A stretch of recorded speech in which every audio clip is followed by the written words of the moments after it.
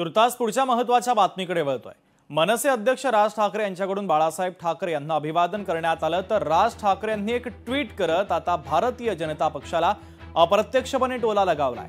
बाळासाहेबांच्या हिंदुत्वाच्या विचारांची आठवण करत हा टोला त्यांनी लगावलेला आहे।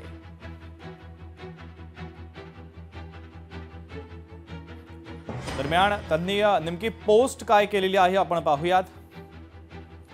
देशाच्या इतिहासामध्ये भाषिक अस्मितेच्या जोरावर एक प्रचंड चळवळ निर्माण करून त्यातून एका राजकीय पक्षाला जन्म देणारे बाळासाहेब आणि पुढे जातीय अस्मिता तीव्र होण्याच्या काळात आणि भारतीय जनता पक्षाचा कमंडलवाद फुपावण्याच्या आधी हिंदू म्हणून अस्मिता जागी करणारे बाळासाहेबच। फक्त मतं आणि सत्ता मिळवणं आणि ती सत्ता मिळाल्यावर वाटेल तसं ओरबाडणं म्हणजे राजकारण हे रूढ होत असताना समाजकारण आधी आणि मग राजकारण हे आमच्या विचारात रुजवणाऱ्या बाळासाहेबांच्या स्मृतीस महाराष्ट्र नवनिर्माण सेनेच्या वतीनं विनम्र अभिवादन अशी एक्सपोस्ट मनसे अध्यक्ष राज ठाकरे यांनी केलेली आहे। राज ठाकरे यांना एवढ्या लवकर स्मृतिभ्रंश झाला असेल असं मला वाटत नाही, तरी ते जाणीवपूर्वक सोयीस्कर याकडे दुर्लक्ष करतायत का, हा माझा त्यांना सवाल आहे।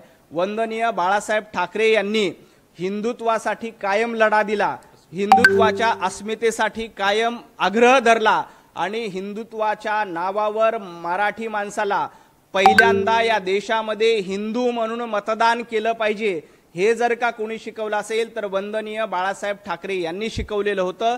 त्याचमुळे त्यांचा मताचा अधिकार देखील गेला, परंतु सन्माननीय राज ठाकरे जाणीवपूर्वक याकडे दुर्लक्ष करतायत का, हा माझा त्यांना सवाल आहे।